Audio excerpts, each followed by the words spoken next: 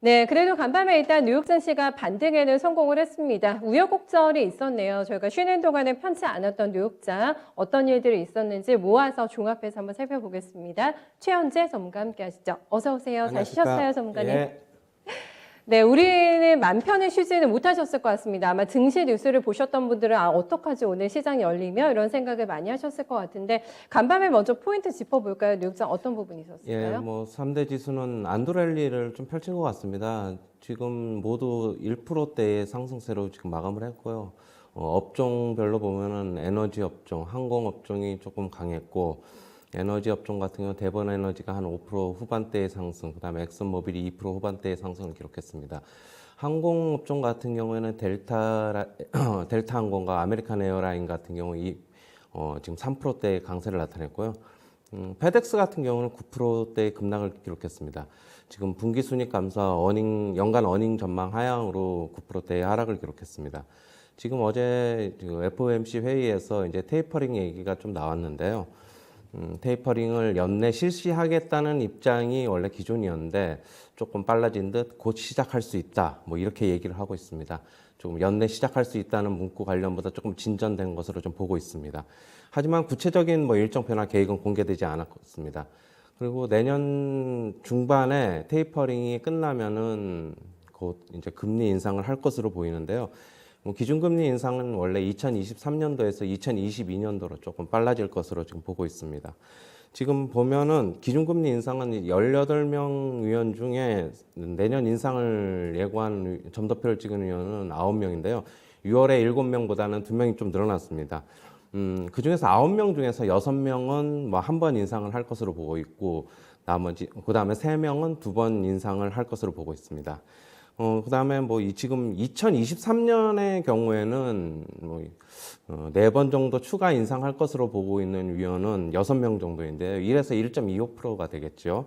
그리고 1.5에서 1.75를 점친 위원은 3명이고, 그다음에 6월 당시에 1% 이상을 찍은 위원은 5명인데 지금 3개월 사이에 9명으로 좀 더 늘어났습니다. 지금 그리고 연준이 올해 GDP 성장률을 7%에서 5.9% 하향 조정을 했고요.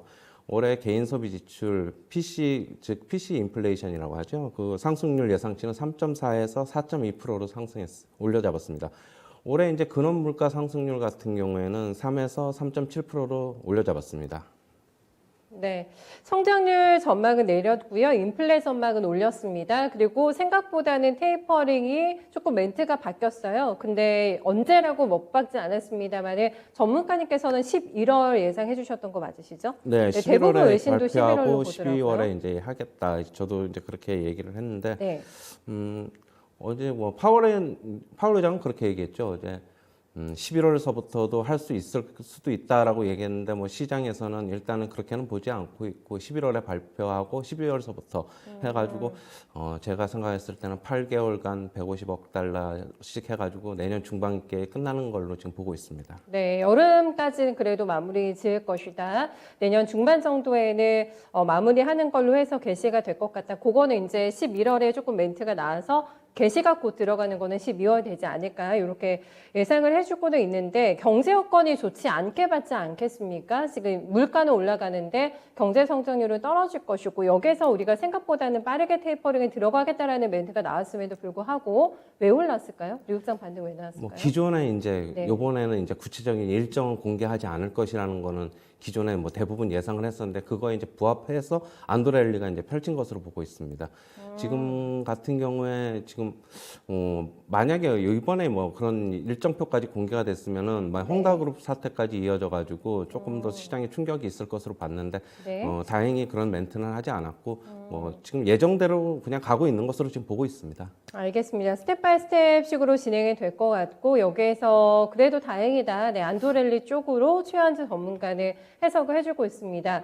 텀을 어느 정도나 둘지도 궁금하잖아요. 테이퍼링이 내년 중반에 종료가 된다고 한다면 점도표에 큰 변화가 있지 않았습니까? 점을 다르게 찍고 있어요. 내년에는 개시 들어갈 거라고 보는 위원들이 많아지고 있는 상황인데 파월 의장은 또 선을 그었고요. 네, 전문가님은 어떻게 보세요? 일단은 한 달에 100억 달러씩 해가지고 12번에 걸쳐서 1년까지 하는 거는 지금 아닌 것으로 지금 거의 지금 그렇게 보고 있고요. 150억 달러씩 해서 그냥 8개월 안에 끝나는 게 지금 보니까 제일 내년 중반까지 해서 끝내는 게 제일 유력한 것으로 보고 있습니다. 네. 그런 다음에 그냥 바로 금리 인상을 할지 아니면 한두 달 있다가 할지는 좀 더 지켜봐야 되겠는데요. 어쨌건 일정이 지금 뭐 제가 기존에 말씀드렸던 대로 올해 내년 연말에 금리 인상을 원래 할 것이라는 거를 6월 달에 뭐 저는 어느 정도 지금 계속적으로 그렇게 얘기가 나왔지만 저는 좀 더 빨라질 것이다. 기존의 관례를 보면 저는 그렇게 말씀을 드렸는데 역시 뭐 예상한 대로 저는 내년에 그냥 빠르면은 한 9월 정도서부터 그렇게 아니면 8월 정도서부터 바로 할 것으로 그냥 보고 있습니다. 알겠습니다. 이 정도로 해서 FOMC 얘기는 정리를 해보도록 하고 헝다가 갑자기 등장을 해가지고 저희 투자자분들이 마음이 편치가 않으셨을 것 같은데 헝다설 일단은 리스크 어떻게 지켜보셨는지 연휴 동안에 어떻게 체크하셨어요? 일단 그 얘기가 나온 게 우리가 이제 금요일 시장 오전에 이제 그 어떤 뭐 우리나라 기미가 경제 보인다. 신문에도 예. 나오고 인터넷으로도 나왔는데 네. 사태가 생각했던 것보다는 좀 많이 좀 급하게 가가지고 커졌죠. 시장에 많이 영향을 미친 것으로 보고 있습니다. 지금 일단은 지금 헝다 측에서는 뭐 오늘 이제 뭐 위안화 채권 표시 채권 거래에 대해서 뭐 제때 이자 지급할 것이라고 했는데 네. 오늘 이제 좀 지나봐야지 알 것 같고요. 일단 중국 인민은행이 시장에 지금 불안감을 덜기 위해서 지금 대규모 유동성을 지금 공급하고 있습니다. 지금 그래서 보면은 일단 뭐 글로벌적으로 지금 확산하지는 않을 것 같은데 일단 잠복돼 있기 때문에 어떨지는 모르겠고요. 2008년에 리만하고는 좀 다른 경우죠. 왜냐하면 리만 같은 경우에는 그때 당시에는 그때 상당 부분의 그 자산을 갖다가 파생 상품으로 가지고 있었기 때문에 휴지 조각이 될 위험이 커졌기 때문에 지금 그런 사태가 발생한 것이고 헝다는 이제 대부분의 자산을 이제 부동산으로 갖고 있기 때문에 그런 우려는 좀 덜한 것으로 보고 있습니다.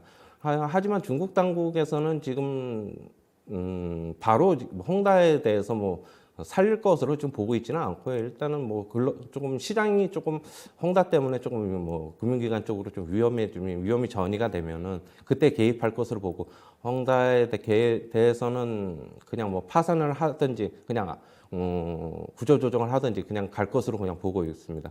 지금 부채가 많은 그룹 회사에 대해서 중국이 지금 본보기를 보이는 식으로 지금 그렇게 볼 것으로 보고 있습니다. 네. 일부 채권 이자를 일단은 지급을 오늘입니다. 오늘 한다고 합니다. 금액이 한 1,400억 원 네, 정도가 된다고 하는데 요거를 상환하겠다라고 멘트는 했고 해야 하는 거니까요. 네, 첫 고비를 넘기게 될지 일단은 지켜봐야 될 것 같습니다.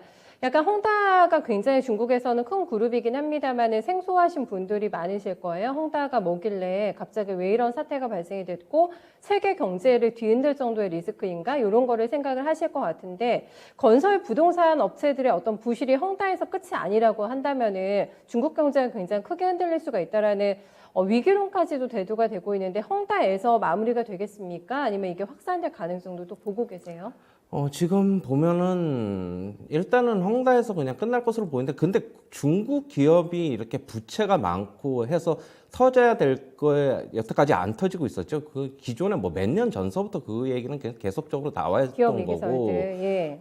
이제 좀 터지는 것으로 지금 헝다가 이제 대규모 이제 부동산 그룹이기 때문에 이제 터지는 것으로 보고 있는데 저는 일단은 뭐 중국 당국에서는 이게 지금 헝다가 지금 글로벌 은행들이 헝다에 뭐 지금 뭐 대규모 지급 보증이나 뭐 대출을 해준 상태는 아니기 때문에 일단은 마무리될 것으로 저는 보고 있는데 조금 그런 여파가 어떻게 확산이 될지는 조금 더 지켜봐야 되겠고 아니면 타 기업에 대해서 조금 더 전이가 되면은 네.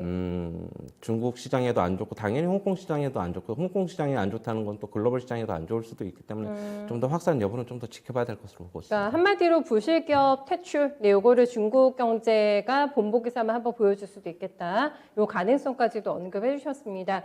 이전에는 그랬잖아요. 중국 경제가 어쨌든 빚을 내서 건설업을 활성화시키는 게 경제 모델이었다고 한다면은 내수로 전환이 됐잖아요. 서비스화를 활성화시키고 내수를 촉진하자라는 경제 모토가 바뀌게 되면서 중국 경제가 맞이하는 어떤 변화의 패러다임 속에서 이런 기업들이 조금 많아질 수가 있기 때문에 그거는 주의할 필요가 있다. 이렇게 멘트 주시는 거죠? 네.